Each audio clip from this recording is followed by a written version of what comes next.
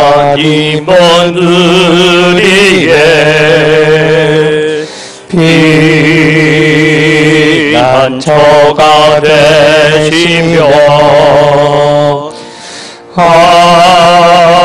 환난 중에 우리의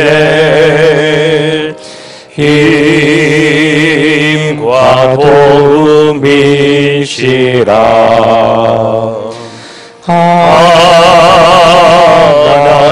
하나님은 우리의 피난처가 되시며 환난 중에 우리의 힘과 도움이시라.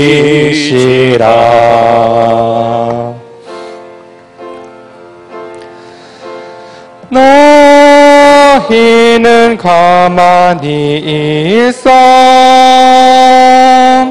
주가 하나님 대마치여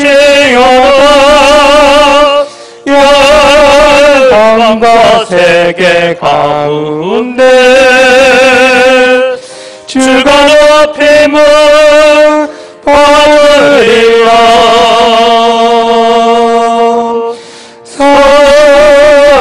사랑합니다 내 아버지 찬양합니다 내 온 마음 다하여 선포합니다 예수 그리스도 주님 오심을 기다리며.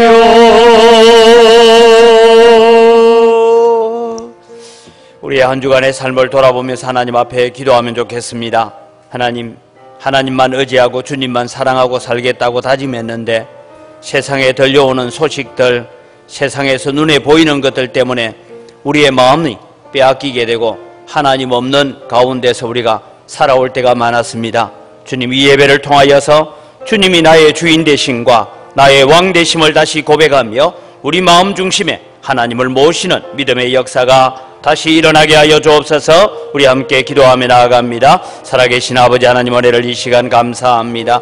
오늘 또 주님이 저희들에게 부르셔서 하나님의 자녀로 하나님의 백성으로 설 수 있는 은혜를 허락하여 주신 것 감사합니다. 오늘 또 주님이 우리가 이 예배자로 나오면서 하나님의 사랑과 하나님의 은혜 앞에 죄송하고 아버지 하나님의 참 부끄럽기 거지없는 삶을 살다가 나와왔음을 고백합니다. 하나님 아버지 오늘 또 우리의 마음속에 가득한 세속적인 요소들을 주님 십자가 앞에 다 내려놓고 오직 예수 그리스도 그분만이 나의 왕이시고 나의 주인이심을 고백하는 귀한 시간 되어질 수 있도록 은혜를 더하여 주시옵소서. 아버지 오늘 또 오셔서 우리의 예배를 받아 흠량하여 주시옵소서. 살아계신 아버지 하나님 은혜를 이 시간 감사합니다.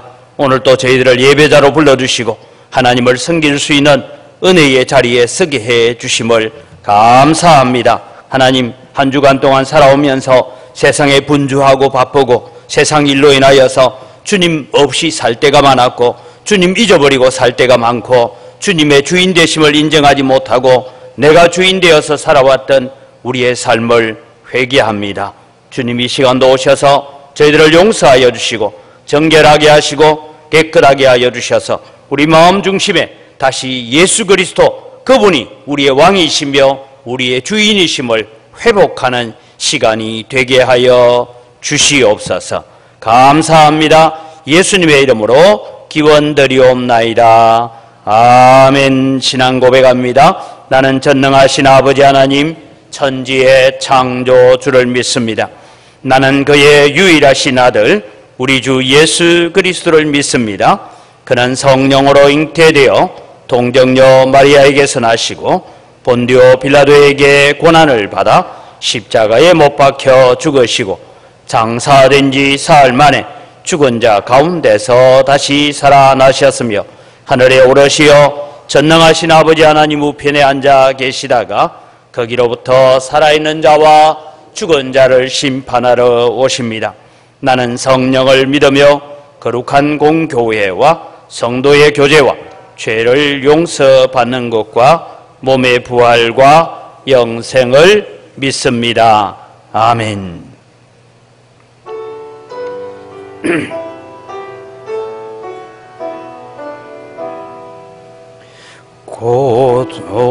고소서의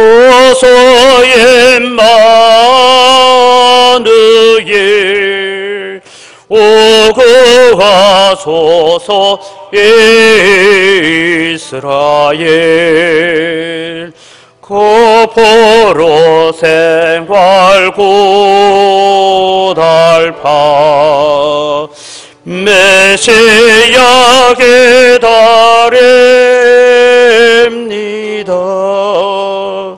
기뻐하라 이스라엘 고도시리요 임마누엘 고도소서 제의 주 온 만물 질서 주시고 참 진리의 길 보이사 갈 길을 인도하소서. 기뻐하라 이스라엘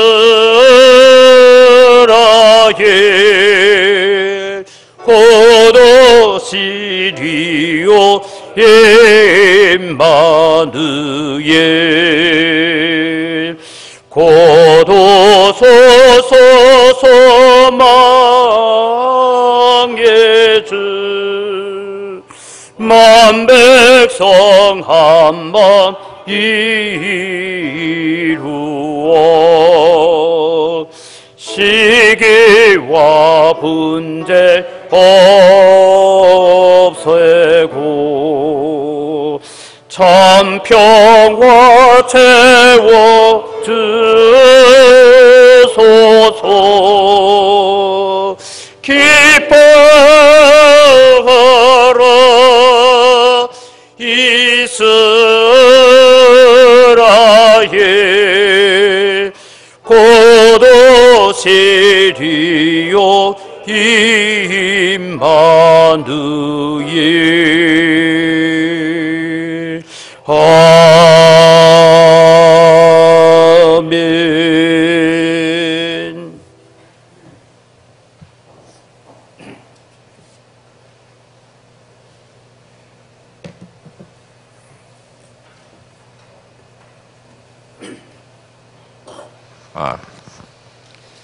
말씀으로 세상을 창조하시고 생명의 근원이 되신 하나님 아버지, 오늘 또 거룩한 주일에 믿음과 건강을 지켜주심으로 주님 앞에 예배자로 세워주심을 감사드립니다. 이제 2020년 한 해도 얼마 남지 않았습니다. 올해는 코로나 바이러스로 참으로 힘들고 어려운 한 해였습니다. 우리의 삶이 고난 중에 어려울수록 주님께 더욱 의지하며 주님의 영광을 드러내는 삶을 살아야 했는데 마땅히 드려야 할 예배가 제약을 받고 연약한 믿음에 온전한 예배를 드리지 못했습니다. 저희들을 용서하여 주시옵소서. 다가올 2021년 새해에는 주님의 크시고 놀라운 능력으로 빠른 회복의 길과 새로운 환경을 조성하여 주시옵소서. 코로나 전국으로 인해 금년에 이루지 못했던 모든 계획과 청지기의 사명을 잘 감당할 수 있도록 저희들의 믿음의 지경을 넓혀 주시옵소서. 질병과 고난의 시대에서 주님의 선하신 뜻을 헤아리는 지혜를 주시고 주님 기뻐하시는 뜻을 바로 세워가는 은강교회 되게 하옵소서. 가정마다 온전한 복음화를 이루어 주시고 부모와 자식이 함께 모여 한마음으로 기도하며 찬송함으로 자자손손 신앙의 유산이 계속 이어지게 하옵소서.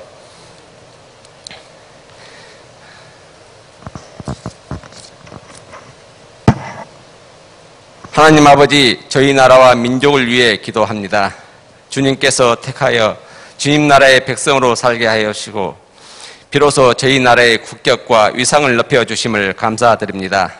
또한 주의 백성으로서 세계 열방의 생명의 말씀을 전하는 선교 국가로 세워주심도 감사드립니다. 그러나 한편으로는 주님의 은혜를 망각하고 지나친 개인주의와 집단의 이기가 만연하고 있습니다. 일부 정치 지도자와 사회 지도층이 주님의 뜻에 역행하는 법을 제정하려 합니다. 모든 백성의 뜻을 위장하여 퇴폐적인 문화를 부추기고 있습니다. 그들을 용서하여 주시옵소서. 주님의 공의와 경건함으로 일깨워 주시고 건강하고 건전한 나라를 위해 일하는 자들 되게 하옵소서. 우리의 후손이 주님만을 섬기게 하시고 대대로 주님을 전하며 주님의 공의와 사랑을 태어날 백성에게 전하는 나라 되게 하옵소서. 오늘 또 단위에 세우신 목사님, 성령님 함께하여 주시옵소서. 주님의 말씀이 증거될 때 생명의 말씀 되게 하시고 저희들의 삶이 변화받는 역사가 일어나게 하옵소서. 예수님 이름으로 기도드립니다. 아멘.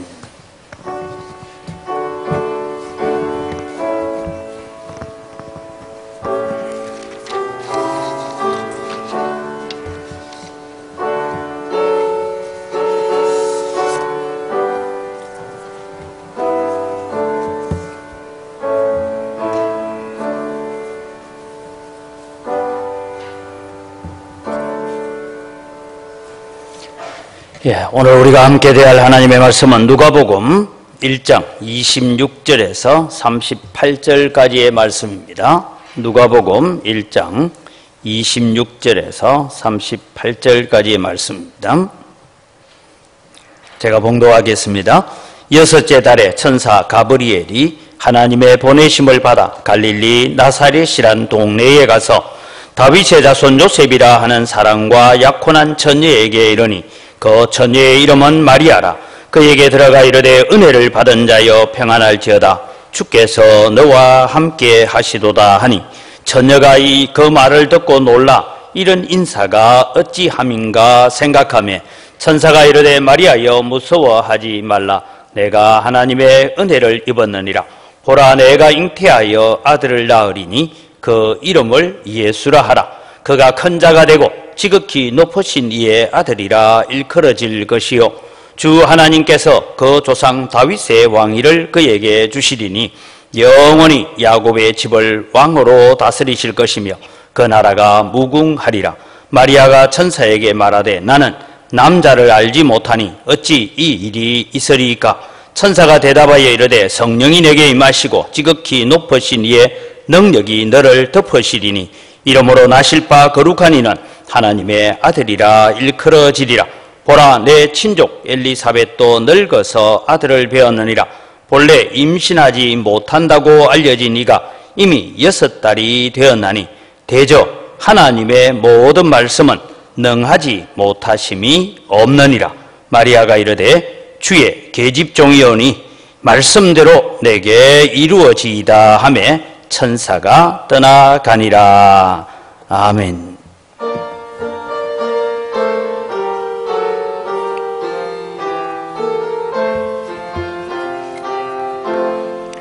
천사 찬송하기를 거룩하신 그 주께 영광 돌려보내세. 그 주군을 하셨네. 크고 작은 나라들 기뻐 화답하여라.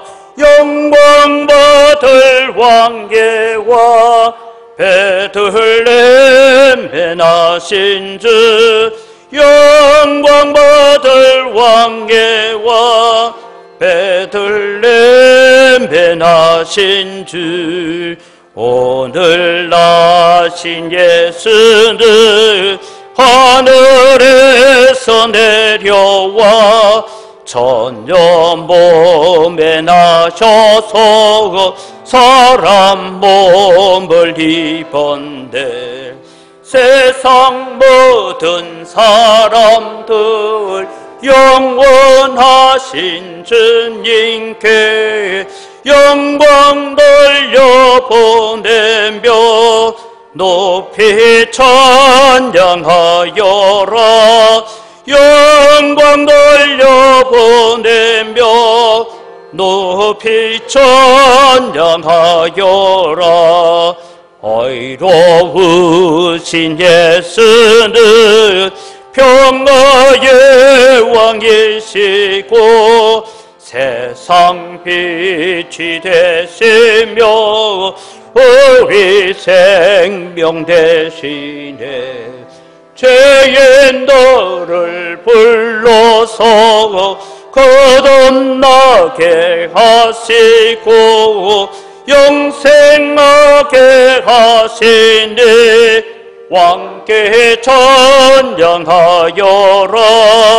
영생하게 하시니 왕께 찬양하여라.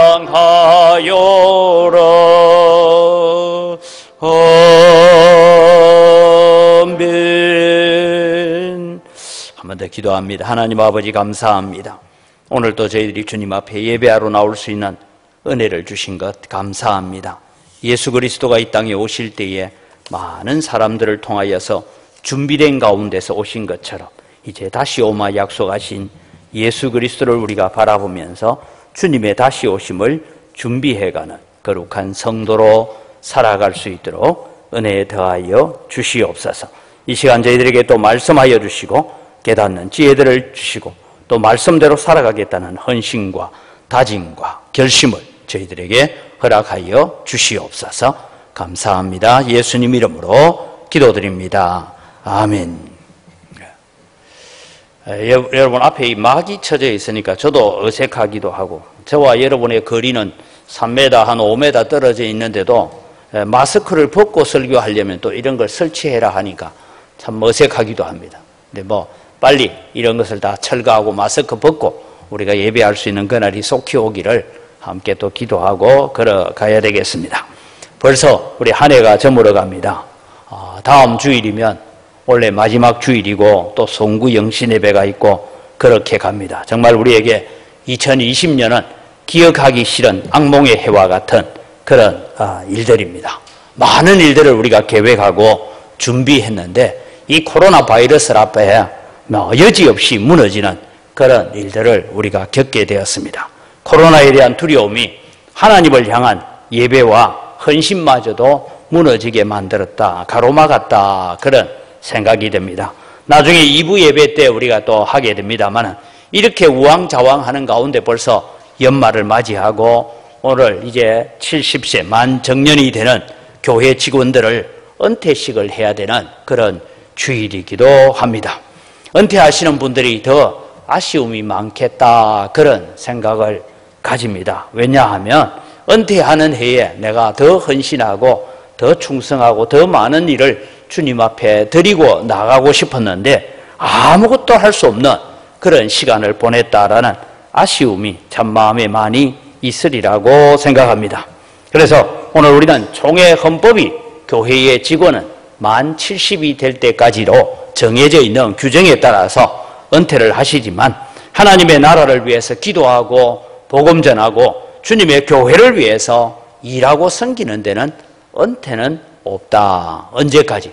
주님 앞에 부름받는 그날까지 우리에게 은퇴는 없다. 그런 마음을 가지고 섬겨가야 될 것입니다. 오늘 은퇴하시는 분들이나 또 각자 다양한 형편에서 지난날 동안 많은 수고와 땀과 눈물과 기도로 은광교회를 섬겨주신 것에 대해서 먼저 감사를 드립니다. 오늘 현재의 은광교회가 여기에까지 있을 수 있었던 이유, 그동안에 많은 어려움도 있었고 여러 가지 어려움도 있었지만 여기까지 하나님께서 이끌어주신 것은 첫 번째는 하나님의 은혜다라는 것입니다. 그 다음에 동시에 우리가 이미 은퇴하신 분들 또 오늘 은퇴하시는 분들 수고하고 애쓰면서 이분들이 교회를 위해서 눈물로 안타까워하고 기도했던 공로가 오늘 이 자리가 있었다라고 생각합니다. 이분들의 수고와 눈물에 우리는 감사를 드리면서 동시에 또 우리가 은퇴하신 분들이 우리 교회는 많이 계시는데 이분들에게 또 부탁을 드리는 것이 하나 있습니다. 은퇴는 끝난 것이 아니라 새로운 시작인데 이제 우리가 이런 말씀을 좀 기억했으면 좋겠습니다. 내게 주어진 남은 일은 은광교회가 주님의 보호와 도우심으로 든든히 서가도록 기도하는 일이다. 이 일들을 가슴에 붙잡고 살아가시기를 바랍니다. 저도 은광교회 와서 이제 목회를 하고 이제 만 4년이 다 돼갑니다만 처음에는 와서 잘 알지도 못하는 이 재개발 정비구역이 뭔지도 그래서 거기에 대한 공부도 하고 많은 시간을 보내면서 힘들어했다 하는 것은 여러분도 잘 아실 것입니다. 어떤 때는 제가 하나님 앞에 하소연도 해봤습니다. 하나님, 제가 목사입니까? 희망제작소 소장입니까? 어느 것을 내가 먼저 해야 됩니까? 하는 그런 갈등도 들어있어서 하나님께 하소연해 보기도 했습니다. 그때마다 하나님께서 제 마음에 주시는 한 문장이 있었습니다. 위로하시고 격려하실 때마다, 때로는 힘들어할 때마다, 하나님 앞에 좀 투정을 부릴 때마다 하나님께서 주시는 말씀은 이것이었습니다. 지금 110년의 역사를 가진 은광교회, 호남 고신의 모태가 되었던 은광교회가 너가 은퇴하고 난 다음에 어떤 교회로 남아있으면 좋겠냐 하는 그런 질문, 그런 격려, 그런 말씀 앞에 알겠습니다. 저는 이런 교회를 좀 남아있었으면 좋겠습니다 하는 그런 마음으로 섬겨왔습니다. 가끔 우리는 하나님께서 일하실 때에 기적적인 방법으로 일해 주시기를 원할 때가 많이 있습니다. 대표적으로 여러분, 엘리야 선지자입니다. 이 엘리야 선지자가 그렇게 생각한 것 같습니다. 갈멜산에서 엘리야의 제단에 하늘에서 불이 내려와서 바알과 아세라 선지자들 850명을 다 끌고 가서 죽입니다. 그래서 이제 이 엘리야는 이제 됐구나, 온 이스라엘 백성이 이제는 하나님 앞으로 돌아오겠구나 라고 생각을 했습니다. 그리고 하나님을 거역하고 하나님을 대적하는 모든 자들에게는 갈멜산에서 불이 내리듯이 그렇게 다 태워버리고 이래 가실 줄 알았습니다. 그런데 여러분, 그 다음날 이세벨로부터 통보가 옵니다. 내일 이맘때에 머리가 내 목에 붙어 있으면 모든 신들의 저주가 내게 임하기를 원한다. 그 얘기를 듣고 이 엘리야는 그만 낙심이 되어서 도망을 갑니다. 그래서 이 엘리야가 여러분 도망을 간 길을 가만히 보니까요, 그냥 하루 이틀 길이 아니고 40일 길입니다. 제일 위쪽에 여러분 분홍색으로 화살표가 바다에 있는 저기가 갈멜산입니다. 갈멜산에서 파란색으로 되어 있는 화살표까지가 된 브엘세바입니다. 거기에서 또 하나님께서 이 엘리야에게 물과 떡을 먹이시고 다시 내려간 곳이 어디냐? 저 밑에 사우디아라비아에 있는 라오저산이라고 하는 호렙산까지 그를 데리고 가셨습니다. 그래서 하나님 앞에서 이제 엘리야가 절망과 좌절 가운데 있을 때 하나님께서 찾아오셨죠. 하나님은 바위와 산을 부수는 태풍 가운데서 계시지 않았습니다. 온 산을 뒤흔드는 지진으로도 하나님은 계시지 않았습니다. 온 세상을 태울 만한 불 가운데도 하나님은 계시지 않았습니다. 불 이후에 세미한 소리가 들리는지라, 세미한 소리, 자세히 귀를 기울이지 않으면 들리지 않는 소리, 그런 소리 가운데서 하나님께서 오셔서 이 엘리야에게 말씀합니다. 사람을 세워라. 그래서 너는 하사엘에게 기름을 부어 아람 왕으로 세우고, 예후에게 기름을 부어서 이스라엘 왕으로 세우고, 엘리사에게 기름을 부어 너를 대신할 선지자로 세우라고 하십니다. 여러분, 하나님께서는 때로는 갈멜산에서 불을 내리는 방법으로 일하실 때도 있지만 대부분 하나님께서 일해 가실 때 무엇을 통해서 일하시느냐? 하나님은 사람을 세우시고 사람을 통해서 일하시는 하나님이십니다. 그래서 하나님께서 우리에게 능력을 주시고 힘을 주시고 지혜를 주셔서 우리에게 필요한 것들 주님 앞에 구할 때에 하나님께서 그것을 채워주셔서 일하게 하시는 하나님이십니다. 우리에게 필요한 것이 하나가 있습니다. 그것은 내가 하나님께 순종하겠습니다 라는 마음의 자세를 가지는 것이 중요한 것입니다. 이제 예수님께서 이 땅에 오실 때에 예수님은 그냥 하늘에서 천사들의 호의를 받으면서 오실 수도 있었습니다. 그런데 성경을 이루기 위해서 그는 처녀의 몸을 빌어서 아주 연약한 아기의 모습으로 이 땅에 오시는 것이 하나님의 방법이었습니다. 그래서 이 방법을 성취하기 위해서는 누가 필요합니까? 사람이 필요했던 것입니다. 그래서 예수님께서 이 땅에 오실 때에 경건하고 의로운 사람들을 통하여서 이 세상에 오셨습니다. 이제 예수님을 오심을 위해서 준비되었던 오늘 마리아는 어떤 사람인가 하는 것을 살펴보면서 이제 우리는 다시 오마 약속하신 예수 그리스도 그분을 기다리는 자들입니다. 그래서 우리는 다시 오마 약속하신 예수님의 그 길을 준비해가고 그 길을 열어가고 그 길을 위해서 쓰임받는 하나님의 백성들로 살아가야 됩니다. 그러면 여러분, 오늘 우리는 어떻게 되어질 때에 다시 오실 주님을 위해서 쓰임받는 일꾼이고 쓰임받는 하나님의 백성들이 될 수 있습니까? 첫 번째는 하나님은 경건한 사람을 사용하신다라는 것입니다. 우리는 이미 알고 있는 것처럼 이 마리아와 요셉이 어떤 사람입니까? 마리아가 석 달 정도 갑자기 나하고 지금 정혼한 여자가 석 달 동안 없어졌다가 돌아왔습니다. 그런데 이 여자가 돌아왔는데 아기를 가졌다는 소식을 듣습니다. 만약에 요셉이 이 문제를 가지고 그 아이는 나의 아이가 아닙니다 라고 공개적으로 밝히게 되면 유대법에 의해서 이 마리아는 동구 밖으로 끌려나가서 온 동네 사람들이 돌로 쳐서 죽어야 되는 형편입니다. 아마도 요셉은 이 얘기를 들을 때 마리아에게 말 못할 사정이 있는 모양이라고 생각한 것 같습니다. 그래서 그는 이 일을 확대하지 아니하고 조용히 자기가 파혼 처리를 하기만 하면 마리아도 살 수 있고 아기도 살 수 있었습니다. 이런 이타심을 가지고 요셉이 이 일을 어떻게 할까 고민할 때에 이 요셉을 두고 마태복음 1장 19절은 이렇게 증언하고 있습니다. 그 남편 요셉은 의로운 사람이라 그를 드러내지 아니하고 가만히 끊고자 하였다라고 합니다.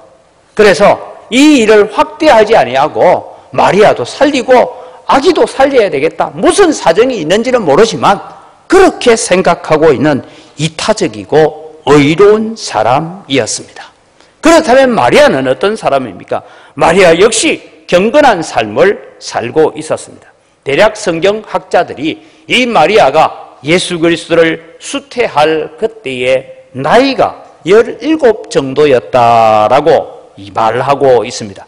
요즘 말하면 여러분 고등학교 한 2학년 나이 정도라고 생각하면 됩니다. 요셉과 정혼을 하고 거룩한 가정을 만들어 가기 위해서 그는 하나님 앞에 늘 기도하며 이제 남편 된 나의 남편이 언제나 나를 자기 집 정리를 다 해서 내가 신방을 꾸려놓고 자기를 데리러 올까 하고 기다리면서 준비하고 있는 경건한 처녀였습니다. 마리아는 기도하면서 지금 이스라엘의 상황을 보았습니다. 지금 이스라엘의 상황이 메시아가 올 때가 다 되었다라는 기대를 가지고 살 수밖에 없었습니다. 왜냐하면 정치적으로는 이 이스라엘은 로마의 식민지가 되어서 자유가 없는 나라였습니다. 엄청난 세금을 납부해야 했습니다. 종교적으로는 이미 유대교가 썩을 대로 썩어서 부패해져 있었습니다. 그럼 사람들은 어떻게 살았습니까? 사람들은 돈이 최고라는 물질주의의 물질중심 세속주의가 만연해 있었습니다. 종교의 부패는 생활의 타락으로 이어져 오고 있었습니다. 뿐만 아니라 당시 로마의 문화는 굉장히 엄난한 문화였습니다. 이스라엘 백성들이 성전에 가서 예배하기는 하지만 이 성전 예배는 종교 생활을 하는 것이지 신앙 생활을 하는 것은 아니었다라고 보여집니다. 여러분, 우리가 주일날 교회에 와서 종교 생활을 할 수가 있습니다. 신앙 생활은 오늘 교회에 와서 말씀 듣고 그 말씀을 깨닫고 내 삶의 현장에서, 내 생활의 현장에서 나의 삶에 그 말씀대로 살아가는 것이 신앙생활이고, 주일날 교회에 왔다 갔다 하는 것은 종교생활입니다. 우리는 종교생활을 해서 되는 자가 아니라 신앙생활을 해야 되는 사람입니다. 이런 상황들을 마리아도 잘 알고 있었습니다. 이때 여러분, 이제 마리아에게 천사가 방문하게 되고, 천사가 와서 인사를 하고 네가 아이를 낳을 것이다, 사내 아이를 낳을 것인데 그 이름을 예수라 하라 할 때에 34절 말씀에 보면 마리아가 이렇게 대답합니다. 마리아가 천사에게 말하되 나는 남자를 알지 못하니 어찌 이 일이 있으리까. 쉽게 말해서 이게 남자를 안다라는 것은 아직 나는 남자와 하룻밤을 보내본 적이 없다, 이 말입니다. 나는 정결한 처녀이고 정숙한 소녀이고 나는 경건한 정조를 지키는 그런 처녀입니다. 남편을 맞이할 준비를 하고 있는 기도하는 처녀입니다. 경건함을 유지하는 이 사람을 들어서 예수님이 육신의 몸으로 오시는 통로로 사용하기로 계획을 세우셨습니다. 마리아는 언젠가 다윗의 후손으로 오실 메시아, 그가 오셔서 이스라엘을 구원할 것을 고대하고 그날을 기도하고 있었습니다. 사랑하는 성도 여러분, 오늘 우리는 살아가면서 예배하면서 주님 오실 날을 위해서 여러분 얼마나 기도하고 있습니까? 주님, 좀 빨리 오십시오. 그래 기도합니까? 코로나에 좋은 백신이 빨리 나오도록 기도합니까? 우리는 좋은 백신이 나와서 또 건강한 사회가 되어서 잘 살아보세라는 것을 꿈꿀 때가 더 많이 있습니다. 그러나 여러분, 우리는 지금 세상이 돌아가는 현실들을 바라보면서 주님 오실 때가 된 것 같습니다. 주님, 어서 오십시오. 그래서 초대교회 성도들은 만나면 샬롬, 당신에게 하나님의 평화가 있기를 바랍니다 기도하고, 헤어질 때는 마라나타, 주 예수여 어서 오시옵소서라고, 우리가 헤어져 있는 동안에도 주님이 오시기를 원합니다라고 그렇게 인사하며 살았던 것입니다. 오늘 여러분, 우리의 삶 속에 이 시대를 바라보면서 주님이 지금 오신다면 어떻게 될까? 우리는 준비된 마음으로 살아가는 성도가 되어야 될 것입니다. 마리아가 이제 천사장 가브리엘을 만나서 아들을 낳을 것에 대한 말씀을 듣습니다. 이 소식을 듣고 마리아는 남편 될 요셉과 의논하지 않습니다. 이미 사실은 남편입니다. 여기에 우리가 성경은 지금 번역을 우리나라 말로 번역할 말이 없어서 약혼이라고 되어 있지만 사실은 정혼이라는 이 단어가, 옛날 단어는 뭐냐, 이미 결혼식은 올렸어요. 결혼식은 하고 그 다음날 바로 신방에 들어가는 것이 아니고, 결혼식을 하고 난 뒤에 신랑은 저거 집에 가버려요. 집에 가서 뭐 하느냐, 아내를 데려올 모든 준비를 다 해놓고 이제 마태복음 25장에 나오는 것처럼 신랑이 신부를 데리러 옵니다. 그날이 언제일지 신부는 기다리고 있는 것이죠. 이런 일들을 바라볼 때에 이 소식을 듣고 남편인 요셉과 의논하지 않고 처음 달려간 곳이 누구의 집이냐 하면 세례 요한의 아버지가 될 제사장 사가랴의 집으로 달려갑니다. 그래서 유대의 한 동네로 달려가서 그는 엘리사벳을 만납니다. 많은 성경학자들이 이 엘리사벳과 마리아가 사촌간이다 그렇게 이해하기도 합니다. 엘리사벳의 환영을 받는 마리아가 노래를 부르는 이야기가 나옵니다. 그래서 그 노래가 여러분 46절에서부터 마리아가 이르되 내 영혼이 주를 찬양하며 내 마음이 하나님 내 구주를 기뻐하였으면 하고 찬양이 나오는데, 이 찬양은 저 사무엘 상으로 올라가면 한나가 사무엘을 받고 그 사무엘을 하나님의 전에 드리면서 불렀던 노래와 비슷한 노래입니다. 그래서 여러분, 우리가 볼 때에 이 마리아는 경건함을 유지하고 있었다는 것은 단순히 기도만 하는 것이 아니라 하나님의 말씀을 묵상하고 그 말씀 가운데 살고 있었다. 왜냐하면 여러분, 우리 시절에는 지금 성경책 다 집에 있잖아요. 어떤 분은 성경책 왜 교회에 놔두고 다니느냐 물으니까 집에도 한 권 놔놓고 교회 내 자리에도 놔두고 그래서 우리는 이런 시절을 삽니다. 그러나 여러분, 마리아가 살았던 시절은 성경책이 그렇게 흔한 것이 아닙니다. 회당에 가서 듣는 것 외에는 집에 성경책이 있을 수가 없는 그런 형편에 살고 있었지만, 이 마리아는 바로 한나의 노래를 묵상하고 살고 있었던, 그래서 하나님의 말씀으로 무장되어 있는 정결하고 경건한 처녀였습니다. 하나님은 이런 사람을 들어서 사용하시겠다고 말씀합니다. 신약 성경에 이런 말씀이 있습니다. 집에는 그릇들이 많이 있는데 그 그릇이나 사용되는 것이 아니고 그 그릇이 깨끗할 때에 사용되어진다 라고 말씀합니다. 디모데후서 2장 20절에서 22절입니다. 큰 집에는 금그릇과 은그릇뿐 아니라 나무그릇과 질그릇도 있어 귀하게 쓰는 것도 있고 천하게 쓰는 것도 있나니, 그러므로 누구든지 이런 것에서, 즉 세 속으로부터, 음란으로부터 자기를 깨끗하게 하면 귀히 쓰는 그릇이 되어 거룩하고 주인의 쓰심에 합당하며 모든 선한 일에 준비함이 되리라. 또한 너는 청년의 정욕을 피하고 주를 깨끗한 마음으로 부르는 자들과 함께 의와 믿음과 사랑과 화평을 따르라. 이것이 여러분, 오늘 우리는 다시 오마 약속하신 예수 그리스도를 기다리며 예수님의 오실 길을 준비해 가는 자의 삶입니다. 오늘 우리는 세속을 따라가지 아니하고 깨끗한 그릇들이 되어야 합니다. 이 시대가 온통 음란한 문화로 가득해 가고 있습니다.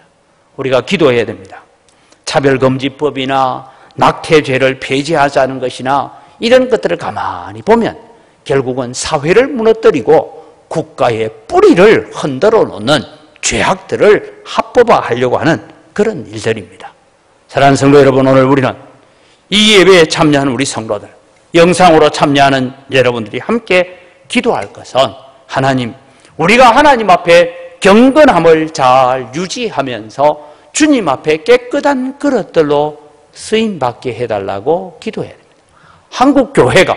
한국교회 성도들이 하나님 앞에 정결함과 경건함을 유지하면서 하나님 앞에 존귀하게 쓰임받는 깨끗한 그릇들이 되게 해달라고, 우리 자녀들이 경건하게 자라고 우리의 자녀들이 하나님 앞에 거룩함을 유지해가는 그런 자녀들이 되어서 주님 앞에 마리아처럼 요셉처럼 쓰임받는 그런 그릇들이 되도록 기도하는 여러분이 되시기를 바랍니다.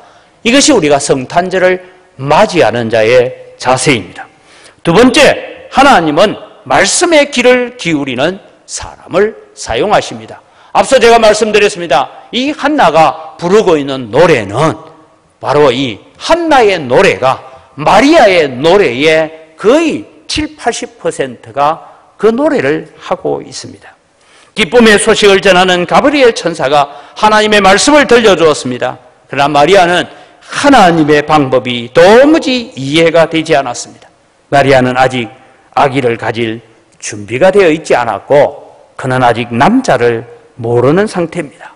정혼을 하기는 했지만 아직 신방을 차리지는 못했습니다. 그런데 남편 없이 아기를 가지게 된다는 말이 도무지 자기의 상식과 자기의 이해로는 그는 이해가 되지 않았습니다. 나는 아직 사내를 알지 못합니다라고 말하지 않습니까? 여기서 우리가 하나 알아야 됩니다. 지난주에도 우리의 구원이 언제부터인가라는 것을 제가 말씀드린 적이 있습니다. 이해를 하고 여러분 한번 따라오시기 바랍니다. 우리의 구원의 여정을 돌아보면 저는 이렇게 생각합니다.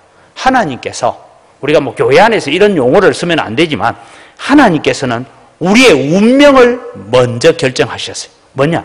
너는 천국 백성이다. 너는 하나님의 자녀다. 너는 천국 가야 된다. 예수 그리스도의 피로 정결해진 자라는 우리의 운명을 먼저 결정하셨어요. 그리고 난 다음에 우리에게 너희의 운명은 이것이다 라고 우리를 설득하고 계십니다. 우리는 성경을 통해서, 말씀을 통해서 하나님의 설득을 받다 보니 하나님의 섭리와 계획을 이해하게 되고, 이게 하나님의 섭리고 하나님의 뜻이군요 하고 고개를 끄덕이면서 이해하게 됩니다. 사실 그 이해하는 것을 두고 우리는 믿음이다 말하고 구원받았다 라고 말을 합니다. 그러나 여러분, 이것은 우리 입장에서 이해해가는 수준입니다. 그래서 여러분, 우리의 입장에서는 내가 이해가 되어지고 예수 그리스도가 나의 구주이심이 내가 확인되어질 때 하고 내가 울면서 내 죄를 회개하고 그래서 내가 그날 구원받았다 그렇게 말하지만 실제로 하나님의 편에서는 구원이 언제부터 시작됩니까? 하나님의 작정에서부터, 하나님의 선택에서부터 이미 시작된 구원이 우리 가운데 이루어지는, 하나님의 편에서는 우리의 운명을 결정할 때부터 우리의 신앙이, 이미 우리의 믿음이 시작되어지는 것입니다. 이 천사 가브리엘이 이런 여러 가지 상황을 두고 마리아를 설득하는 장면이 30절에서 33절에 나오는데, 이 내용을 우리말로 쉽게 풀어서 해석하면 이렇습니다. 마리아야, 무서워하지 말라. 하나님께서 너를 메시아가 이 땅에 오시는 길로 선택하셨다. 내가 하나님의 은혜를 입었다. 내가 잉태하여 아들을 낳을 것이다. 그 이름을 예수로 하라. 그가 내가 그렇게 기도하고 기다리던 메시아다. 그의 나라는 영원 무궁할 것이다. 이렇게 설명을 합니다. 마리아의 대답이 무엇입니까? 아니, 무슨 소리를 하십니까? 나는 아직 남자를 알지 못합니다. 이 말은 아직 나는 정결한 처녀입니다. 그때 다시 천사가 마리아를 설득해 가는 것이 나옵니다. 35절에 37절입니다. 천사가 대답하여 이르되 성령이 내게 임하시고 지극히 높으신 이의 능력이 너를 덮으시리니 이러므로 나실 바 거룩한 이는 하나님의 아들이라 일컬어지리라. 보라, 내 친족 엘리사벳도 늙어서 아들을 배었느니라. 본래 임신하지 못한다고 알려진 이가 이미 6달이 되었나니. 37절은 중요합니다. 대저 하나님의 모든 말씀은 능하지 못하심이 없느니라. 여러분, 우리는 이 37절을 읽을 때마다 아멘 합니다. 대저 하나님의 말씀은 능치 못하심이 없느니라. 예수님께서도 간질 들리는 아이를 데리고 온 아버지가 주여, 할 수 있거든, 무엇인가 할 수 있는 일이 있거든 이 아들을 살려주십시오. 그때 나보고 할 수 있거든이라고 물었냐? 믿는 자에게는 능치 못하심이 없느니라 말씀하셨습니다. 오늘 여러분, 우리는 하나님의 모든 말씀은 능하지 못하심이 없다는 것을 우리는 믿습니다.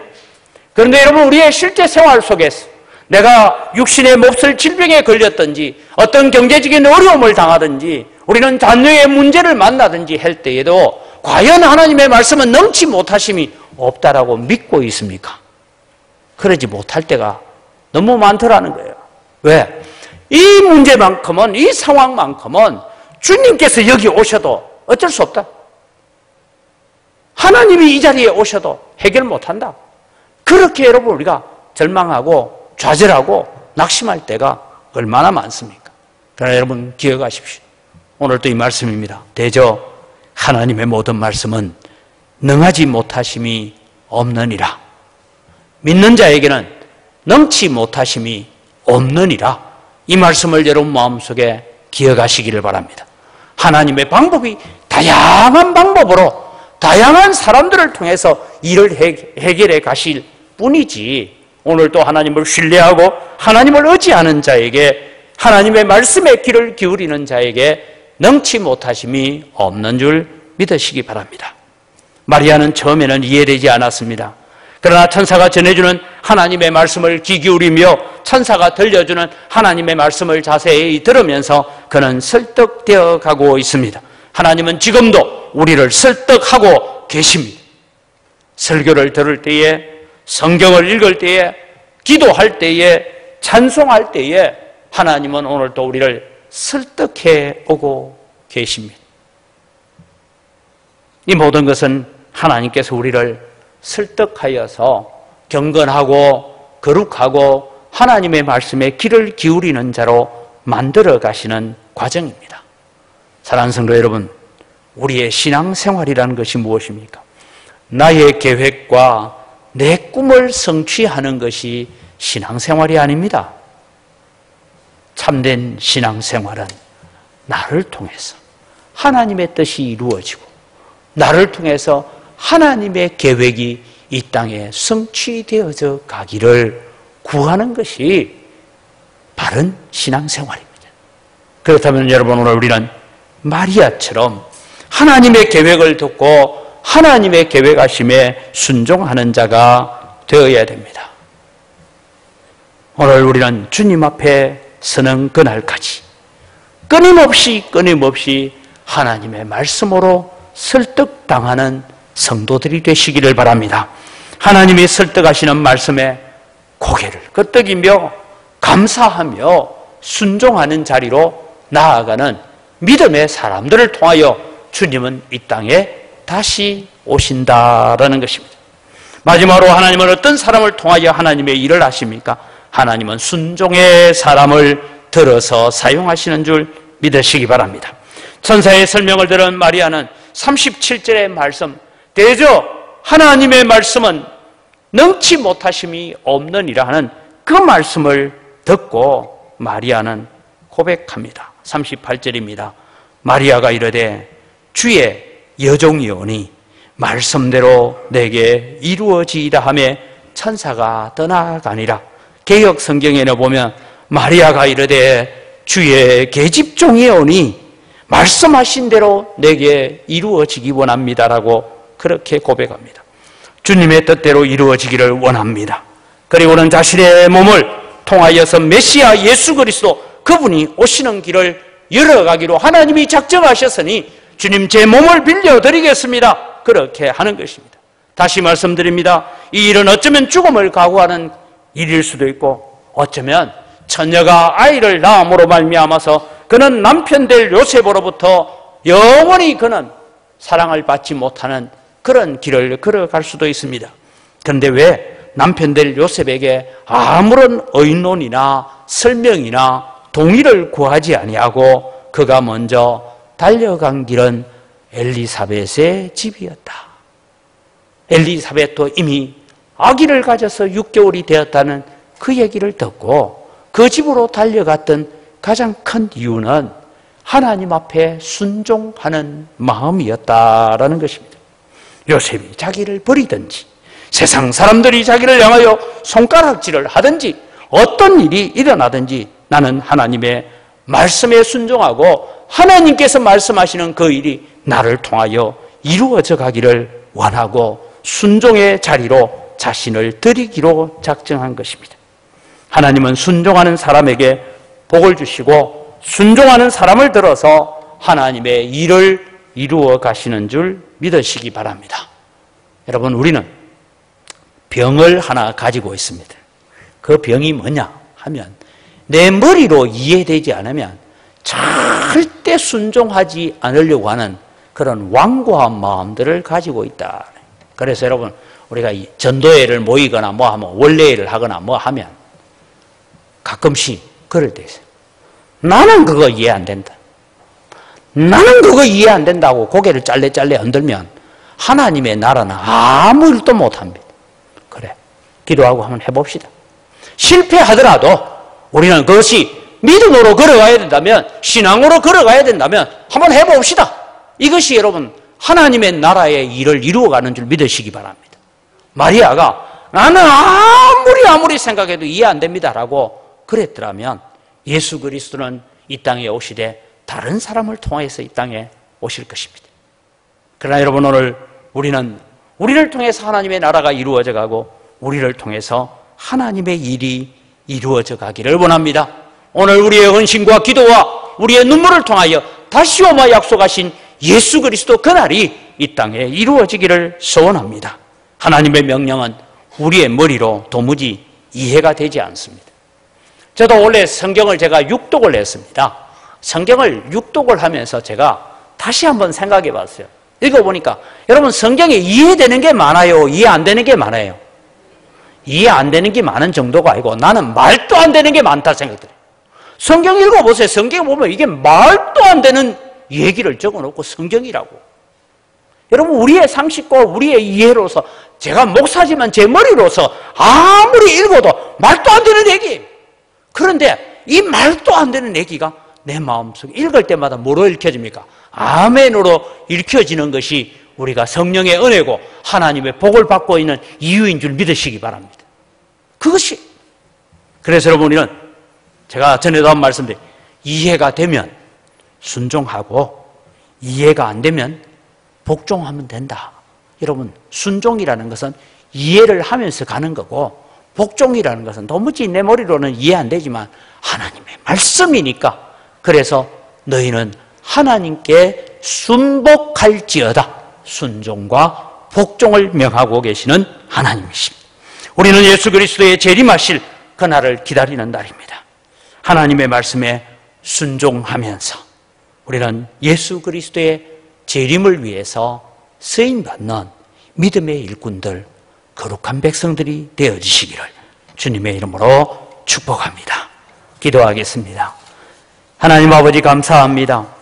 이 성탄절기를 앞두고 있는 이 주간에 저희들이 예수 그리스도의 탄생을 위해서 쓰임받았던 마리아를 바라보면서 마리아의 신앙과 그의 경건함과 하나님의 말씀에 순종하고자 하는 그의 태도를 우리가 바라봅니다. 다시 오마 약속하신 예수님, 너희는 가서 모든 족속으로 제자를 삼아 아버지와 아들과 성령의 이름으로 세례를 주고 내가 너희에게 분부한 모든 것을 가르쳐 지키게 하라. 그리하면 내가 오리라고 약속하신 말씀을 기다립니다.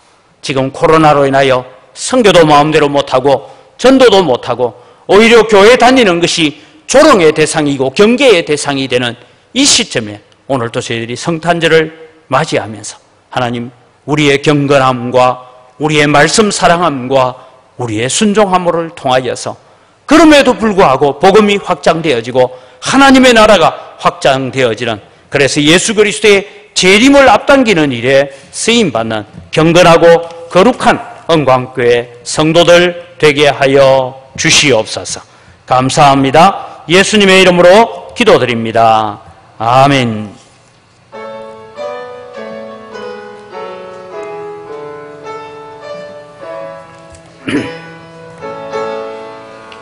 참 반가운 성도여, 다엘에 와서 베들레헴 성 안에 가봅시다. 저 과여의 너의 쇠하기를 보고 어떠으려 절하세, 어떠으려 절하세, 어떠으려 절하세. 그즈나셨네. 저 천사여 찬송을 높이 불러서 예광화라 천대에 울리오라. 주 하나님 앞에 널 영광을 돌려 엎드려 절하세, 엎드려 절하세, 엎드려 절하세. 거전하셨네. 이 세상에 주께서 탄생할 때에 참신과 참 사람이 되시려고 저 동정녀 몸에서 나시었으니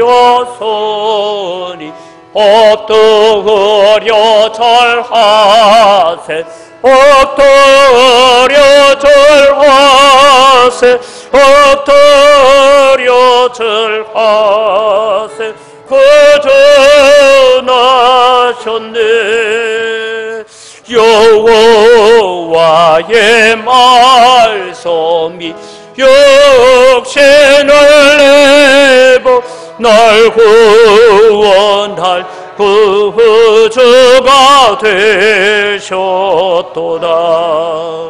널 감사한 찬송을 주 앞에 드려 엎드려 절하세 엎드려 절하세 엎드려 절하세 구주 나셨네.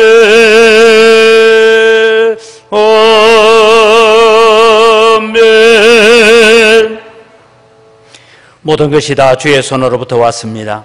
주의 손으로부터 받은 것 가지고 주님께 돌려드립니다. 주님 향기를 험량하여 주시고 복을 내려 주시옵소서. 하나님, 소득의 10분의 1을 드리면서 고백합니다. 나머지 9도 내 것이 아니라 하나님의 것입니다. 하나님의 영광을 위하여 감사하며 사용하겠습니다. 마음을 담아 11조를 드릴 때에 하나님 약속하신 대로 하늘 문을 열고 복을 내려주셔서 성도들이 손대는 물산마다 복을 받게 하시고 나머지 9 가지고 살아갈 때도 갑작스럽고 급한 지출들이 일어나지 않도록 우리 성도들을 지켜 보호하여 주시옵기를 간절히 바라옵곤 합니다. 그래서 우리 성도들 때문에 거래처가 함께 복을 받는 축복의 통로로 쓰임받게 하여 주시옵소서. 하나님, 여러 가지 감사의 제목을 따라 예물을 드립니다. 더 풍성한 감사가 넘치게 하시고 구원의 감격과 구원의 감사가 늘 우리의 가슴 속에 기쁨으로 남아있게 하여 주시옵소서. 주의 이런금을 드리고 또 빚진 자의 마음을 가지고 성경금을 드리고 다음 세대를 위해서 또 우리 교회가 처하여 있는 이 재개발 문제로 인하여서 건축헌금을 드립니다. 하나님, 받아 험량하여 주시고 오늘 또 주님이여 이웃에게 사랑의 쌀을 나누기 위해서도 귀한 예물을 드리오니 100배나 풍성한 은혜로 갚아 주시옵소서. 하나님, 이 물질을 관리하는 우리 재정부와 각 선교위원회 위에 주님께서 은혜 위에 은혜가 넘치게 하여 주시옵소서. 이 어려운 시대에 또 우리 교회가 선교와 복음의 귀한 사명을 잘 감당할 수 있도록 복 내려주시고 은혜 더하여 주시옵소서. 감사합니다. 예수님 이름으로 기도드립니다. 아멘. 우리 주 예수 그리스도의 은혜와 하나님 아버지의 무한하신 사랑과 성령님의 교통하심과 위로 충만하심의 역사가 이 시대에 다시 오마 약속하신 예수 그리스도를 위해서 내 자신을 드리고 순종하여 쓰임받기를 간절히 소원하는 주의 사랑하는 백성들의 머리 위에와 영광교회 위에 이 교회에 속한 모든 성도들과 이 교회에 속하여 있다가 전국으로 세계로 곳곳에 나가 있는 주의 사랑하는 자녀들과 그들의 가정 위에와 우리와 함께 동력하는 선교사님들, 선교단체들, 미자립 교회들, 오늘 또 예배의 회복을 위해서 수고하고 애쓰는 모든 재단들 위에 이제로부터 영원토록 항상 함께 있을지어다. 아멘.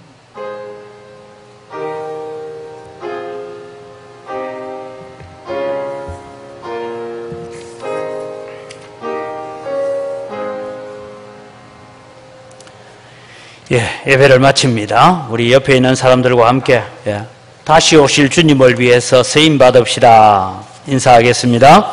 다시 오실 주님을 위해서 쓰임 받읍시다. 그렇게 쓰임 받기 바랍니다. 2020년 교회 직원 은퇴식이 2부 예배 후에 있습니다. 2부 예배 시에 우리가 장로님, 박동진 장로님, 또 김병남 안수집사님, 권사 중에는 우리 송혜숙 권사님, 김판인 권사님, 김덕순 권사님, 나기자 권사님, 서리 집사 중에는 이동춘 집사님, 이계순 집사님, 유미연 집사님의 은퇴식을 합니다. 함께 또 격려해 주시기를 바랍니다. 성탄 축하 감사 예배는 25일 금요일 오전 11시에 본당에서 성탄 축하 감사 예배를 드립니다. 함께 또 정성껏 예물을 준비해 주시기를 바랍니다. 정기당회가 있고요. 공동회의 공고를 합니다. 27일 주일 오전 2부 예배 후에 본당에서 2020년 결산 및 2021년 예산 결의를 위한 공동의회를 공고합니다. 그리고 27일 주일날 공동의회 이후에 바로 적석에서 또 재직총회를 가지도록 하겠습니다. 이 시간은 우리가 또 이제 우리 교회에 오셔서 3년 1개월 동안 수고하셨던 우리 박성은 강도사님 아마 다음 주일날 마지막 우리 교회에 인사를 하고 서울에 있는 남서울교회로 사역지를 이동하게 됩니다. 다음 주일날이 코로나 때문에 예배가 정상적으로 될지 모르니까 오늘 나와서 앞에 나와서 인사를, 혼자 왔는데 이제는 옆에 짝지도 생겼으니까 짝지도 같이 나갔어요. 아마 다음 주일날 우리 마지막으로 우리가 인사를 하고 이제 또 그 다음 월요일쯤에 이사를 하고 서울로 남서울교회로 사역지를 이동하게 됩니다. 가서 또 여기에서 3년 1개월 동안 있었던 그 사역들을 가지고 또 열심히 사역해서 좋은 소식 전해주도록 박수로 우리 한번 격려해 주시기 바랍니다. 예. 다음 주일날 인사할 수 있으면 더 좋고요. 예. 성경 다독하신 분들, 배전도사님에게 이 금년에 나는 몇 독 했습니다 하고 다독 보고해 주시고, 필사하신 분들은 필사본을 가져다 주시면 최고로 또 엮어 드리도록 하겠습니다. 기부금 영수증 연말 정산을 위해서 하시는 분들은 사무실로 미리 좀 연락을 해 주셔야 됩니다. 그래서 내역을 다 뽑아놓고 해야 되니까 막 갑작스럽게 또 지금 주십시오 하고 오지 마시고 필요하신 분들 미리 신청을 해 주시기를 바랍니다. 우리가 사랑의 쌀 나누기 헌금을 했는데 그것은 아마 내일 이제 광주 북구청에서 사랑의 쌀 나눔 헌금을 낸 북구 주민들에게 전달식을 할 예정입니다. 이것도 지금 코로나 때문에 어떻게 될는지 현재는 북구청에서 간단하게 임원들만 모여서 하자라고 되어 있는데 이 일들을 위해서도 기도해 주시고 또 함께 이런 어려울 때일수록 예수 그리스도의 사랑을 나눌 수 있는 기회가 되기를 바랍니다. 우리 자리에 일어나셔서 함께 서로를 축복합니다.